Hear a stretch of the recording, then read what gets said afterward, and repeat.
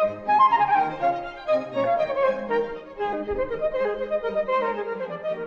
petite sirène.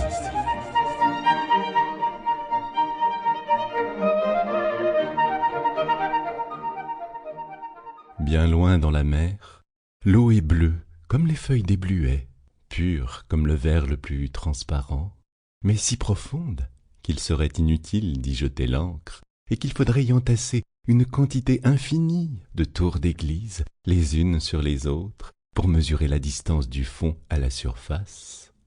C'est là que demeure le peuple de la mer. Mais n'allez pas croire que ce fond se compose seulement de sable blanc.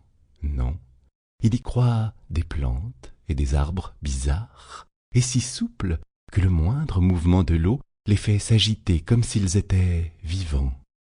Tous les poissons, grands et petits, vont et viennent entre les branches comme les oiseaux dans l'air.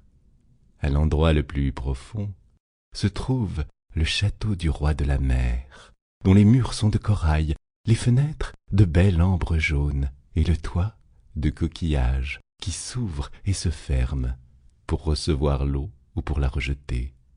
Chacun de ces coquillages renferme des perles brillantes dont la moindre ferait honneur à la couronne d'une reine. Depuis plusieurs années, le roi de la mer était veuf et sa vieille mère dirigeait sa maison.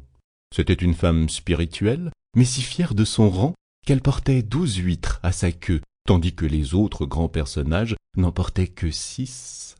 Elle méritait des éloges pour les soins qu'elle prodiguait à ces 6 petites filles, toutes princesses charmantes. Cependant, la plus jeune était plus belle encore que les autres. Elle avait la peau douce et diaphane comme une feuille de rose, les yeux bleus comme un lac profond, mais elle n'avait pas de pieds. Ainsi que ses sœurs, son corps se terminait par une queue de poisson. Toute la journée, les enfants jouaient dans les grandes salles du château, où des fleurs vivantes poussaient sur les murs. Lorsqu'on ouvrait les fenêtres d'ambre jaune, les poissons y entraient comme chez nous les hirondelles, et ils mangeaient dans la main des petites sirènes qui les caressaient. Devant le château était un grand jardin avec des arbres d'un bleu sombre ou d'un rouge de feu. Les fruits brillaient comme de l'or, et les fleurs, agitant sans cesse leurs tiges et leurs feuilles, ressemblaient à de petites flammes. Le sol se composait de sable blanc et fin, et une lueur bleue merveilleuse, qui se répandait partout, aurait fait croire qu'on était dans l'air, au milieu de l'azur du ciel, plutôt que sous la mer. Les jours de calme. Sample complete. Ready to continue?